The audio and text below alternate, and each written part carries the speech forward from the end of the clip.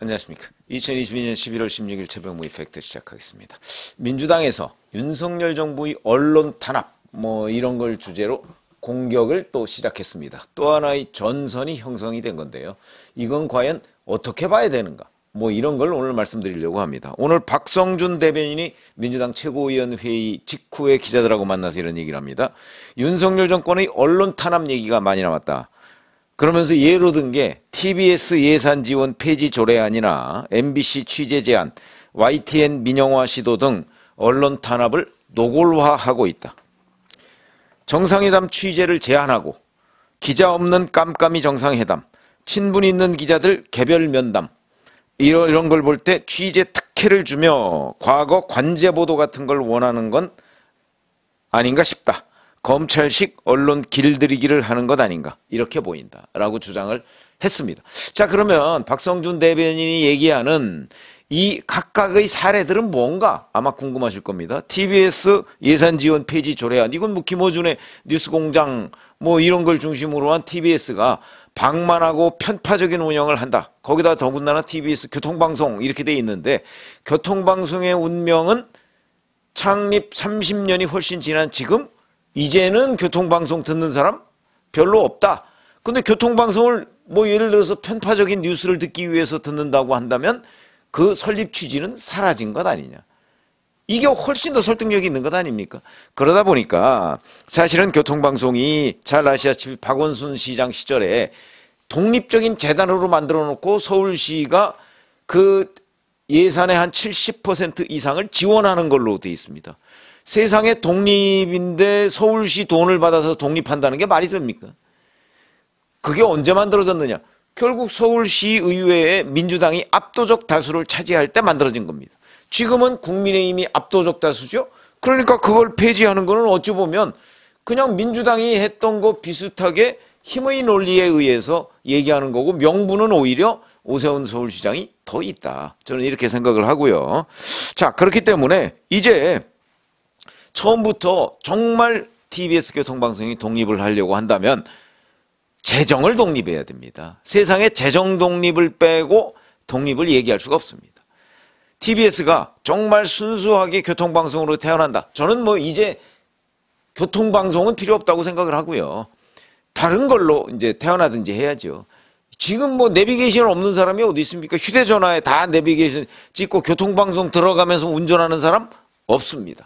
시대적 사명을 다했다. 그런 점에서는 오세훈 서울시장이 오히려 방향을 잘 잡았고, 자, 무슨 교육방송 이런 얘기를 하는데 그게 됐든 아니면 다른 무슨 교양 이런 걸 위주로 하는 방송이든 그런 데에다가 서울시가 예산을 지원하는 것 그거는 저는 반대하지 않는데, 가급적이면 서울시가 그런 방송을 장악하는 것, 저는 그것도 바람직하지 않다. 그것도 교통방송을 민영방송으로 전환하든가 아니면 다른 완전히 특화된, 그러니까 일반 민영방송이 하지 못하는 어떤 특정 분야 이런 것도 하나의 방법이겠죠. 예를 들어서 거기에 진짜 교육방송을 EBS 외에 EBS2 같은 교육방송을 하나 더 만든다든가 그런 것도 방법입니다. 그거는 일반 민영방송에서는 완전히 이게 영업이익 이런 것들을 감안하면 못할 거죠. 이런데 공영 재원을 투입할 수는 있다. 이렇게 보니까 이걸 가지고 언론 탄압이다? 무슨 말도 안 되는 얘기죠. 어제 서울시의회에서 이게 통과가 돼서 2024년 내년 후년 1월 1일부터 예산 지원이 끊깁니다. 그러니까 앞으로 1년 2개월 정도 이제 TBS가 자구책을 마련해서 자, 어떻게 TBS를 유지할 것이냐는 부분을 서울시 측과 협의를 해나가야 된다. 만약에 자구책이 마련되지 않는다?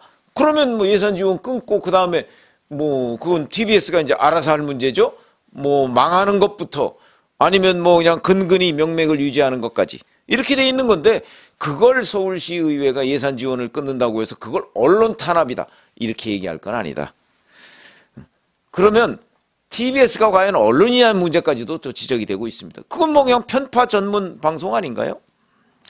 MBC 취재 제한 얘기도 있죠. 이거는 이제 결국 대통령실에서 MBC 기자를 전용기에 태우지 않은 것, 이런 거죠. 이거는 지금까지 전용기에 태운다는 거는 기자들을 위해서 편의를 제공해 온 겁니다.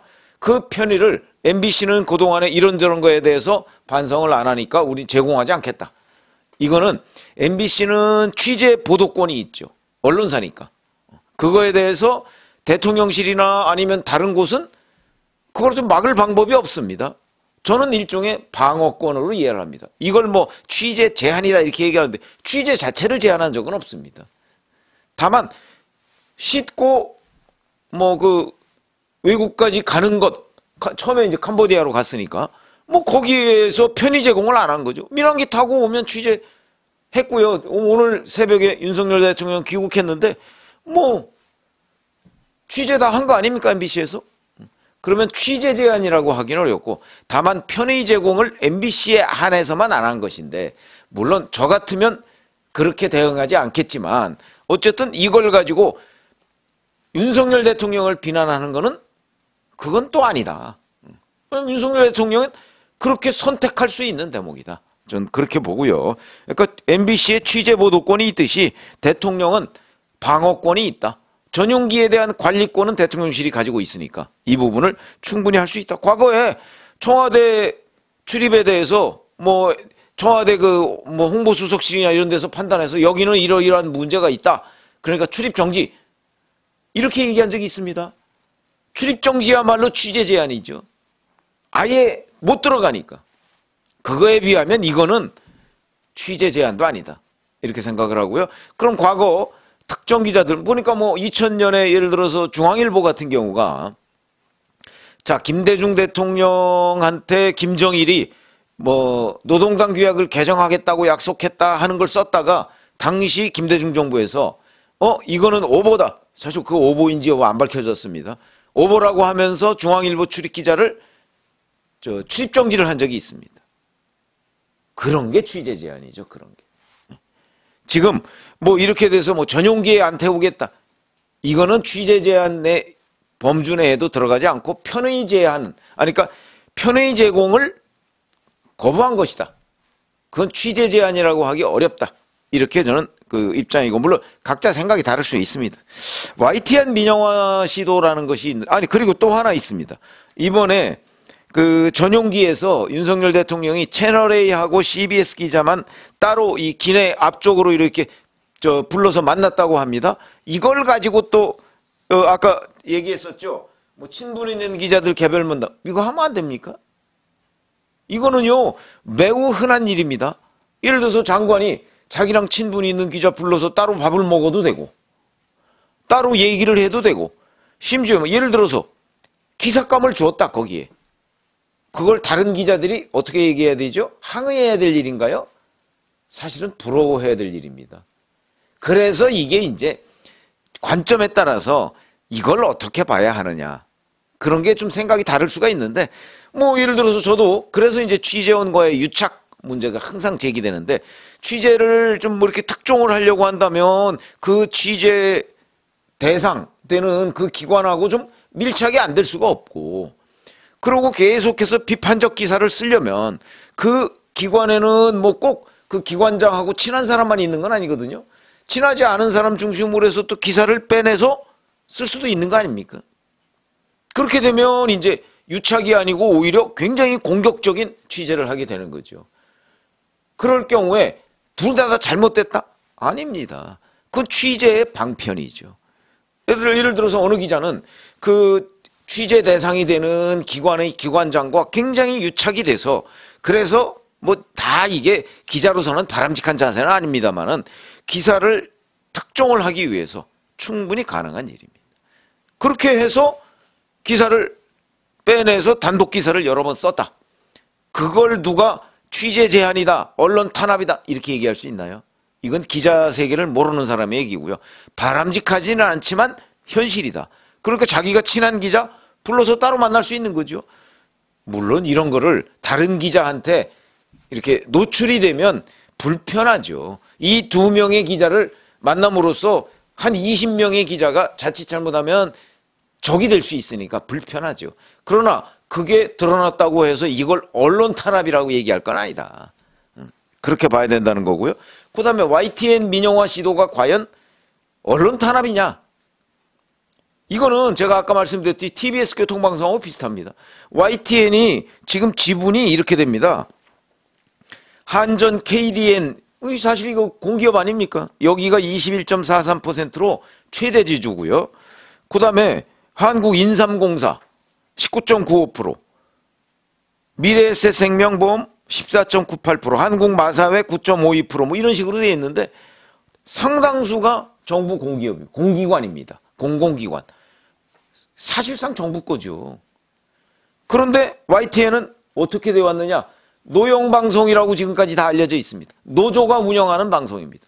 TBS와 마찬가지로 정부는 사실상 간접 투자를 해가면서 거기에 대해서 아무런 간섭을 안 하니까 노조가 다 장악해가지고 좌지우지하고 있습니다.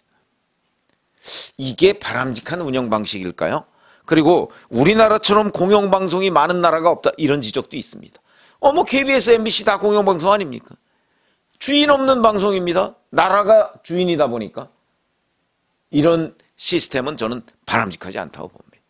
그러니까 진짜 독립적인 언론기관이 되려면 재정을 뭐 국가로부터든 민간 재벌로부터든 어디로부터든 독립해야 하는 게 맞는 거지요. 뭐 그렇게 따지면 우리나라에 순수하게 정말 독립적인 언론기관이 있느냐?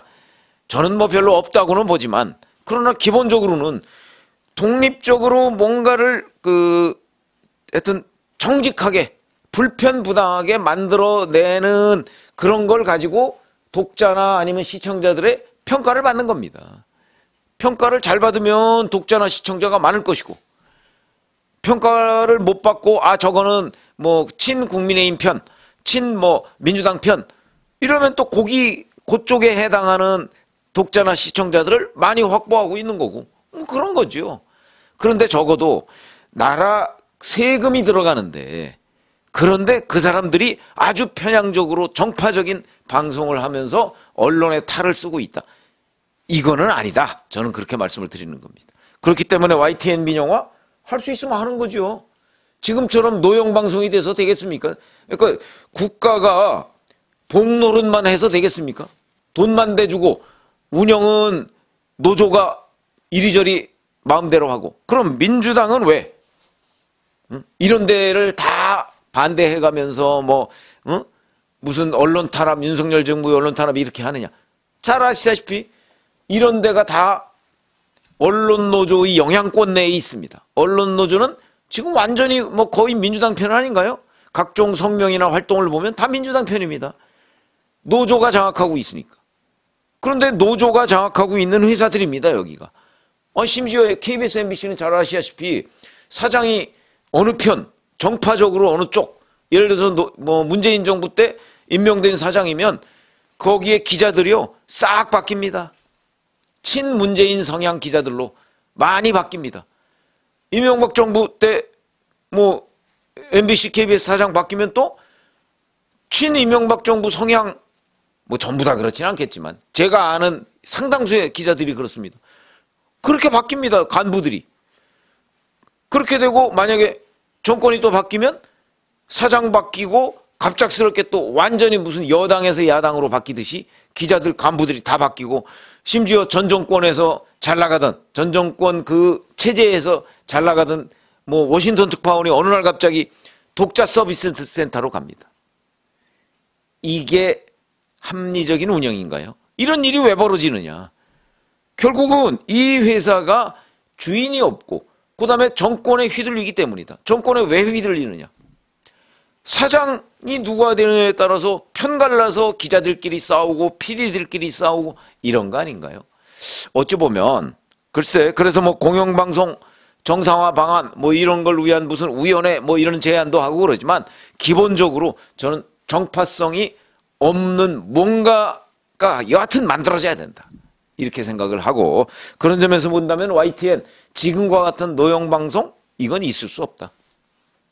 그러니까 한전, KDN이 됐든 어디가 됐든 꼭 민영화가 답은 아닙니다. 운영위원회 같은 거 만들 수 있죠. 거기에 정파성을 완전히 배제할 수 있는 그 무엇인가를 아이디어를 내서 만들어야 된다. 그러니까 지금 민주당이 자꾸 이런 데에 대해서 뭐 언론 탄압 얘기를 하는 거는 결국 지금처럼 친민주당 성향의 일부 공영방송을 유지하려는 속셈이다. 그거는 저는 안 된다고 보는 거죠. 그건 안 되고 그렇게 할 바에야 차라리 민영화가 낫다. 저는 이렇게 봅니다. 그러니까 최악이 국민 세금을 넣어서 완전히 무슨 친야당 아니면 특정 정파의 방송화하는 것. 그거보다 조금 나은 게 민영화고 그거보다 어찌 보면 더 나은 것? 뭐 글쎄요. 그거는 이제 뭐 어떤 진짜 정파성을 띠지 않는 뭐 무슨 위원회 같은 걸 만들어서 뭐 예를 들어서 MBC 같은 경우 가능할 수도 있겠죠. 지금 박문진 뭐 말 그대로 그거는 정권 편 아닙니까 결국? 정권이 바뀌면 그 사람들 싹 바뀝니다. KBS 이사 정파성으로 딱 장악이 됩니다. 이런 걸 바꿀 수 있는 체제, 시스템 이런 걸 오히려 제가 보기에는 여야가 정권의 움직임에 따라서 이렇게 워싱턴 특파원이 어느 날 갑자기 독자 서비스 센터로 가는 일이 안 생기도록 그 사람의 능력을 최대한 활용할 수 있도록 하는 방송 체제 이런 걸 만드는 아이디어 이런 게 중요하지 지금 현재 윤석열 정부에서 추진하고 있는 것을 언론 탄압이라고 얘기하는 거는 어불성설이다. 이렇게 생각을 해서 최근 그 민주당이 자꾸 언론 탄압 얘기하는 거에 진상이 과연 뭐냐 하는 것을 오늘 말씀을 드렸습니다. 고맙습니다.